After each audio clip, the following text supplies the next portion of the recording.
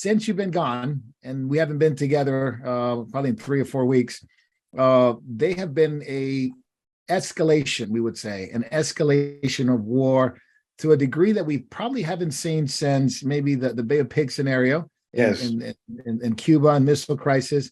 We haven't seen since maybe the 83 scenario where Russia shut down a Korean airplane and Reagan came out and says this is an evil act.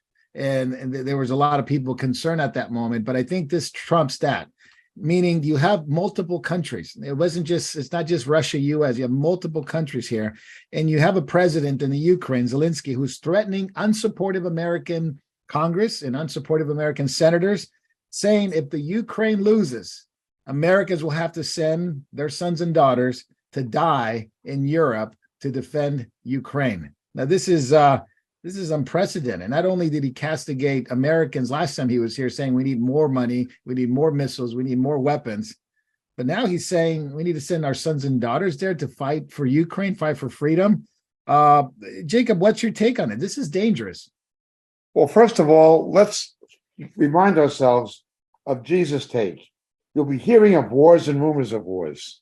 See that you are not frightened. But those things must take place, but that is not yet the end. Jesus told us to expect this. Now, this does remind us of the Cuban Missile Crisis.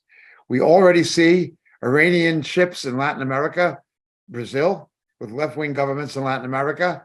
We see Putin and China holding diplomatic negotiations with Venezuela, a country that is so economically devastated, they'll make a deal with the devil. And we see a situation. If you're old enough to remember the Cuban Missile Crisis, the Kennedys showed weakness and inexperience in the Bay of Pigs. JFK accepted responsibility for the Bay of Pigs, however. He said, I am sorry, I messed up, and he did. But the public forgave him and backed him during the missile crisis, which ended in a kind of stalemate. But the Russians did not deploy the missiles, and the Americans, Bobby Kennedy, negotiated with the Brennan, and the Jupiter missiles were removed from Turkey. It was not the best outcome, but it was not a loss. Kennedy was a cold warrior. He was a traditional Democrat. He was like Patrick Moynihan. He was like Scoop Jackson. He was a fiscal conservative, and he was a cold warrior. He was not a weakling overall. He was not a coward like Biden. And although he was elected through political corruption, there's no question about it, in Chicago and with the miners' unions and so forth, there's no question that he defeated Nixon through political corruption. Nixon was also politically corrupt. But the Kennedy White House was not a corrupt one. The White House itself was not a corrupt one, like the Biden crime family, where you have Hunter Biden on China's payroll. Why is Biden doing nothing when this reconnaissance balloon is going over sensitive nuclear sites? Well, when your son is on China's payroll and you lie to the American people and are caught lying that you're not involved in your son's business activities, and you're proven to be involved, and you're a proven liar like Biden, as well as a senile coward. This is different. This is not the kind of Democratic president you had with Kennedy. Kennedy finally cleaned up his act and faced realities and took a stand. Biden is not like that. Biden is beholden to China. Obviously, his son was paid incredible amounts of money by the Chinese government. We're talking here about something many people would consider to be treason. Yeah. Why is Miley not relieved of command and sent to Leavenworth and court-martialed for making those phone calls to China when Donald Trump was the commander-in-chief? Why? Once Trump was gone, China knew they had a weak American president. Once Biden pulled his stunt in Afghanistan and handed it to the Taliban on a silver platter, when he only would have needed 2,500 American advisors, to stop the Taliban from taking over. That emboldened Putin, and it emboldened China towards Taiwan because of the weakness of Biden. Now, I hope Donald Trump withdraws from the election. I don't think he should be a candidate.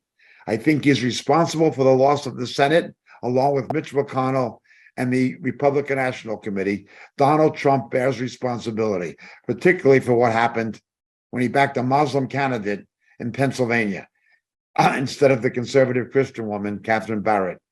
Donald Trump is responsible in large part with Mitch McConnell for the fact that we don't have, or that the Democrats are still in control of the Senate.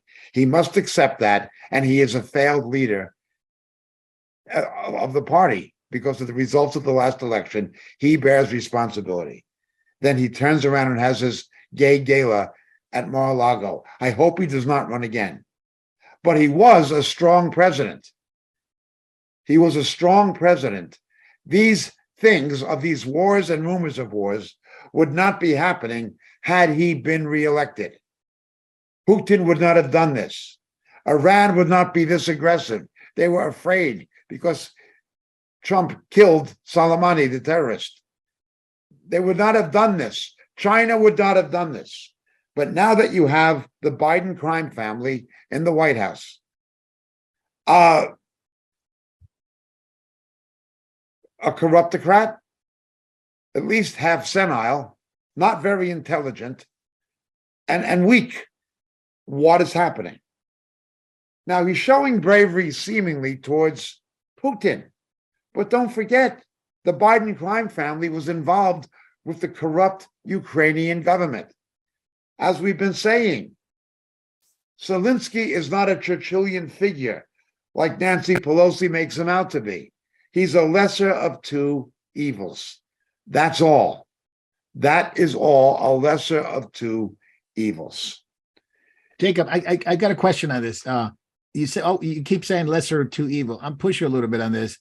Nonetheless evil, but I don't think it's a lesser one. I mean, if you look at a lesser of Zelensky's two evils is an evil no less. Yeah, but look what Zelensky's done. He's done exactly the same thing Putin's Yeah, done. look, he's not a democratic hero. He's not a champion of democracy or anything like it. Not at all. Nothing. Not at all. But as we've said consistently, and I've been saying for over 20 years, Putin is driven by a resentment of having lost the Cold War. The only reason NATO moved further east was because of his aggression in Georgia, because of his aggression in Belarus, and because of his attempts to make inroads into the Ukraine, of which the West was just as guilty in 2014. Yeah. Absolutely. Okay. Yeah. That drove the Baltic states into NATO, and it is the reason that Finland and Sweden want into NATO now. Putin is an aggressor. There is no question. Now, I agree with people who say the United States should monitor the funding and aid it is given to a much more intensive and scrupulous, or a higher level of oversight that is presently being exercised, to say the least. Okay. Yeah. And I agree that Europe, as usual, is getting a free ride on the back of the American taxpayer. They're not putting up enough aid, although they are paying with higher oil prices. I agree with all of that. Nonetheless, these other people who are making Putin out to be someone benign and not a threat to Western interests and not a threat to American interests don't know what they're talking about. He is a threat. The problem is also that the West is morally bankrupt. Putin will speak out against homosexuality. He will speak out against the corruption of the West, and he's right. Once more, the United States, the West, NATO are only a lesser of two evils.